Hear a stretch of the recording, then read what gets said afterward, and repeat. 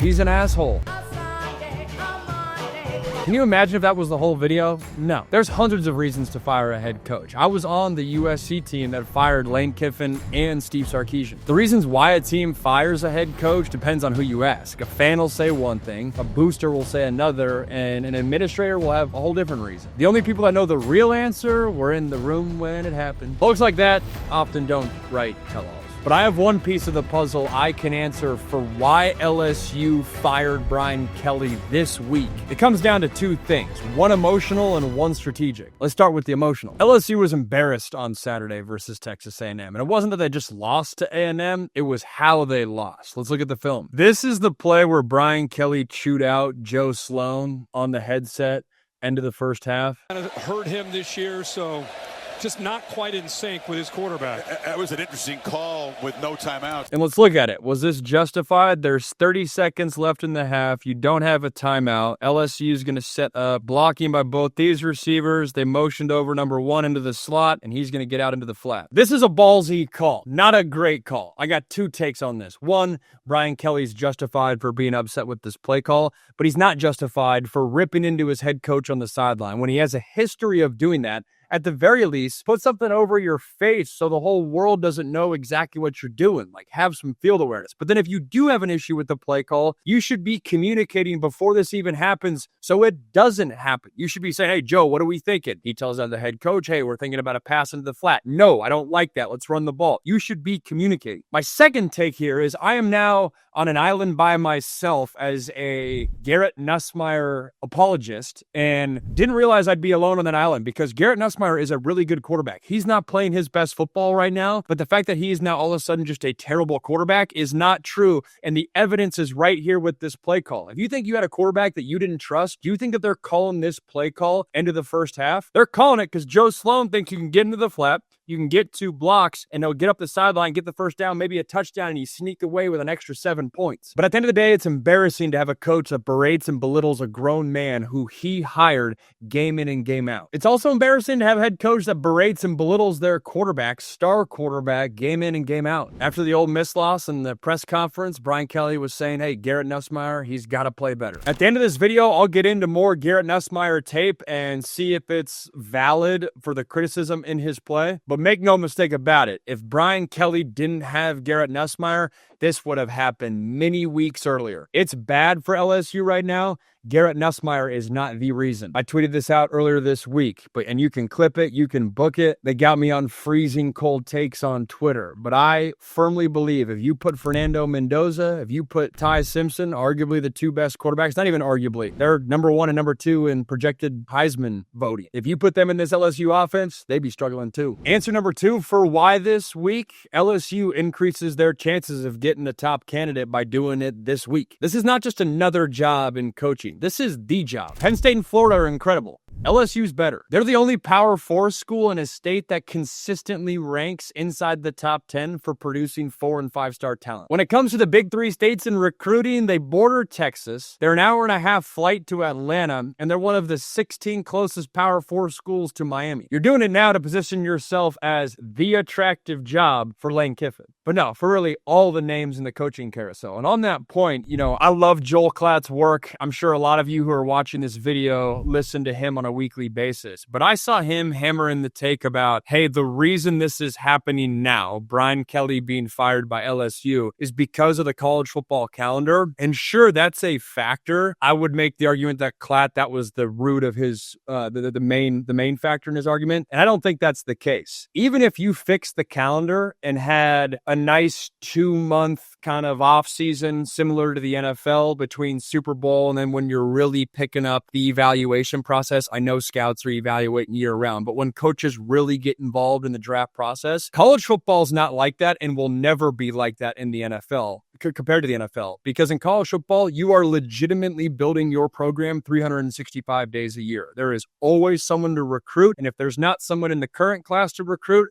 there is always the next class to recruit. And one of the most attractive parts about the LSU job is that it recruits itself. You could say the same thing about several programs, But I would argue LSU is uniquely positioned where, and you saw it this week, Brian Kelly got fired, and the very next day they get a 3-star receiver commit. There are very few schools like that where you are a hometown kid and it doesn't matter who the head coach is. You want to wear the purple and gold, purple and yellow, sign me up to go play for LSU. My point there, though, is even if you had a calendar that made more sense, you're still firing Brian Kelly right now because you gotta turn the clock. The second that you know Brian Kelly's voice is being echoed out by everyone in the facility, you have to cut bait and look towards the future, because if you don't and you allow him to drag around, well, then ask 40. You're only just prolonging the program and you got to move on to the next chapter. There's no recruiting in the NFL, so you don't necessarily gain anything by firing guys earlier,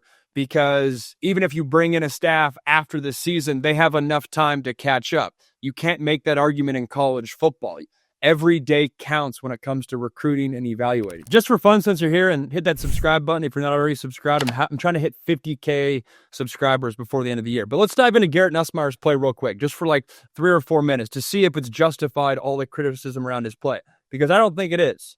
But here is where I'm going to contradict myself, where this is a terrible throw. If you're an LSU fan, this is where you're saying, hey, Garrett Nussmeier's got a problem. This dude's wide open. You got to hit him. This is the outlier, though. This is not always the case, which you'll see from this film. He's going to hit his tight end, or try to hit his tight end to the flat. The ball is just thrown at his feet. And look at that. If he catches this ball, there is a lot of room in front of him. But the reason that I still think Garrett Nussmeier is great is because this is just a few plays later. He's got a deep shot down the field. He's going to hit this receiver on the top of the screen. Both receivers on the bottom of the screen are running vertical. I've made the point many times before where he has no run game. His offensive line's poor. He's going up against 2 high safeties many times. This is a tough look for any quarterback to go up against. Here validates that point even more. LSU is going to have 7 guys blocking, the 6 up front and the running back, versus only 5 guys rushing for Texas A&M. One of these linebackers comes. So it's the 4-down lineman and one of these linebackers. But look at this dime on the top of the screen. So yes, he misses the hitch route into the flat. Not good. I think it's a byproduct of him getting hit all season long.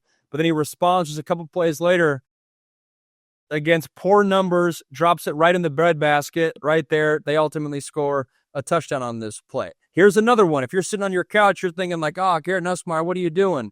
This is a read concept. This slot receiver, he's going to push 4 to 5 yards and then hitch down right here. It's ultimately going to be a safety, 2-eye safety look back here, and then this linebacker is going to drop underneath. Receiver, I need you to cut across face. You got a touchdown if you just cut across face. And you can see Garrett Nussmeier's hand reaction afterwards. That's what he wants this receiver to do. So instead, it looks like Garrett Nussmeier doesn't know what's happening, and it's like an erratic throw. Oh, I had the wrong. It's not this linebacker covering. It's this defensive end down here. He's buzzing out.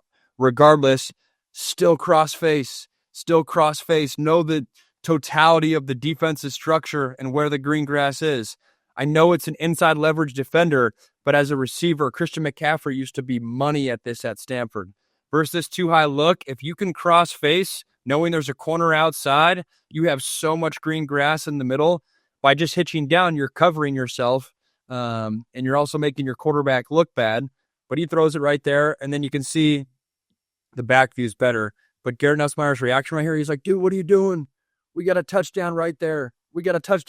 So again, my point is, hey, that play looks bad on Garrett Nussmeier. I'd argue it's just a miscommunication and poor job by the slot receiver. Here is tackles, not helping him out at all. Look at these 2 edge rushers. This is just a drop back.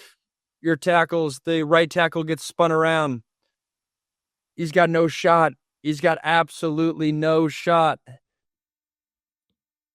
And that's one thing. If Michael Van Buren comes in, the backup quarterback, and does something, he's more mobile, so he might hide some of these issues. But that, to me, is not a negative on Garrett Nussmeier's skill set.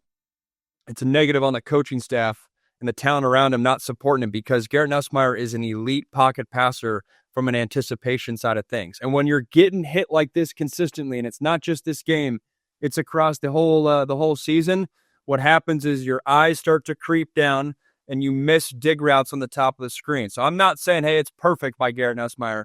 He is missing routes right here, but I'm saying this is a byproduct of months really the first 2 months of the season, him continuously getting hit, where you'll see in the back he's shortening up his drop, he's hitching up, and maybe his eyes get downfield, because 3 weeks ago, he was making this throw all day long and hitting this guy. But now he's continually get hit. He's getting banged up. There's little trust in his offensive line around him. And that, to me, is the biggest concern for Garrett Nussmeier going forward has the past 2 months is he lost a lot of confidence and a lot of trust in what he's bringing to the park. But as a result, the teammates beside him. But to bring him back all around, I'm sure there's some coaches right now that we think would never leave their current gig that would say in private, LSU's the type of gig that would make me think about it. I got a short form video coming out. 3 guys that are not in the chatter, but when you look at the Vegas odds, their names pop up. Dabo Swinney, Lincoln Riley. Lincoln Riley is like 10th from odds to be an LSU coach. And then Josh Heupel's another name for me.